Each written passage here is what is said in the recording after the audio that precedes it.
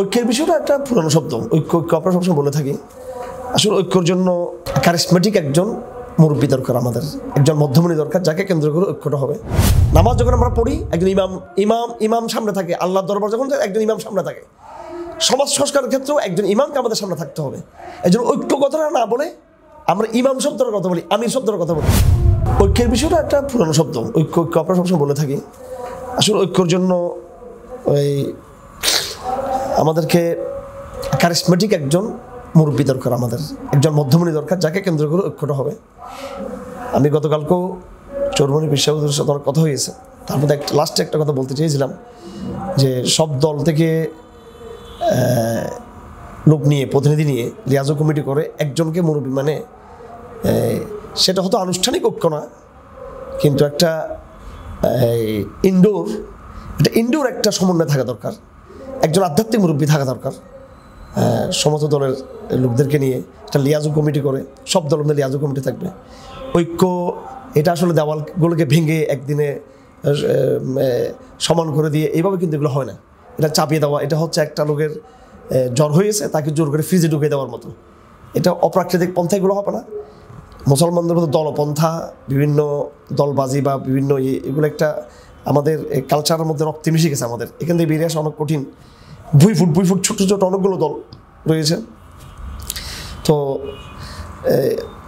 ছোট্ট ছোট্ট দলগুলোকে উচিত বড় বড় দলগুলোর সাথে সমন্বয় করা, আর বড় বড় দলগুলোকে উচিত তাদের বড় বড় দলের ইগো এবং অহংকারকে বাদ দিয়ে তারা পরস্পর সমন্বয় করা এবং একজনকে আধ্যাত্মিক, সম্মোহনী, কারিশমেটিক ব্যক্তিত্বকে সামনে নিয়ে আসা এবং তার কাছে সাথে জমাবদ্ধ হওয়া, তার কাছে বায়াবদ্ধ হওয়া।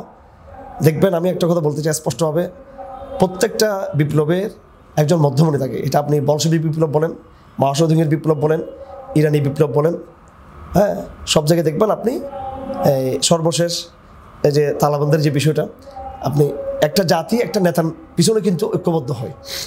সেই হিসেবে একজন আধ্যাত্মিক মুরব্বীকে সামনে নিয়ে আসতে হবে, যিনি তার আধ্যাত্মিক জায়গায় থাকবেন কিন্তু রাজনৈতিক বিষয়গুলো তিনি পরিচালনা করবেন, রাজনৈতিক বিষয়গুলো তিনি তত্ত্বাবধান করবেন, দেখাশোনা করবেন, পরামর্শ দিবেন। তো এইভাবে একটা জিনিস হতে পারে।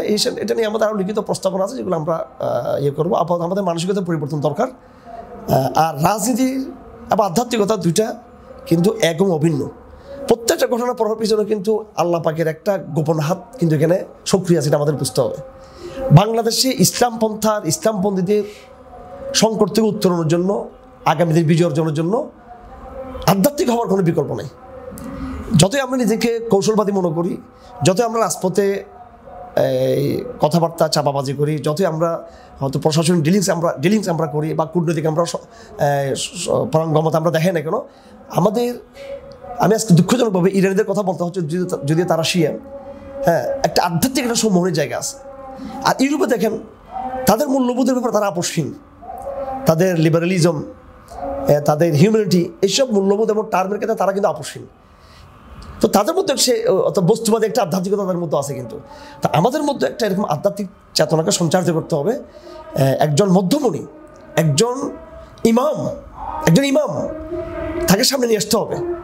তিনি তার জায়গায় থাকবেন, কিন্তু আমরা সমস্ত পরামর্শ তার কাছ থেকে নিব আগামী দিনে বিভিন্ন পরিস্থিতিকে মোকাবেলা করার জন্য। সেটা যে কোনো পরিস্থিতি, পলিটিক্যাল পরিস্থিতি, আরও বিভিন্ন রাজনৈতিক যে সিদ্ধান্তগুলো, সেগুলোর জন্য পরস্পর সমন্বয় করে, লিয়াজো করে যেন সবার জন্য আমরা করতে পারি, ওইটা খেয়াল রাখতে হবে। ওই আধ্যাত্মিক যে ইমাম যিনি থাকবেন, তার পরামর্শ এবং তার তত্ত্বাবধানের জন্য এগুলো হয়ে থাকে। তাহলে আশা করি এই বাংলাদেশের জনগণ আমাদেরকে ভালোবাসার নজর আমাদের দিকে তাকাবেন। আর আল্লাহ পাকও তার গায়বী নুসরত আমাদের ইমামের মাধ্যমে সাহায্য করবেন। নামাজ যখন আমরা পড়ি একজন ইমাম সামনে থাকে, আল্লাহর দরবার যখন একজন ইমাম সামনে থাকে, সমাজ সংস্কারের ক্ষেত্রেও একজন ইমামকে আমাদের সামনে থাকতে হবে। এই জন্য ঐক্য কথাটা না বলে আমরা ইমাম শব্দের কথা বলি, আমির শব্দের কথা বলি। তিনি হয়তো আনুষ্ঠানিক ওই রকম একদলীয় আমির হবেন না, বহুদলীয় ব্যবস্থার মধ্যে একটা সমন্বিত একটা প্রক্রিয়ার ভিতর দিয়ে তিনি একজন আধ্যাত্মিক, আমি ওই ইমারতের কথা বলতে চাই। আমি আপাতত পরবর্তীটা পর্যায়ক্রমে সেটা সময় আমাদেরকে বলে দিবে।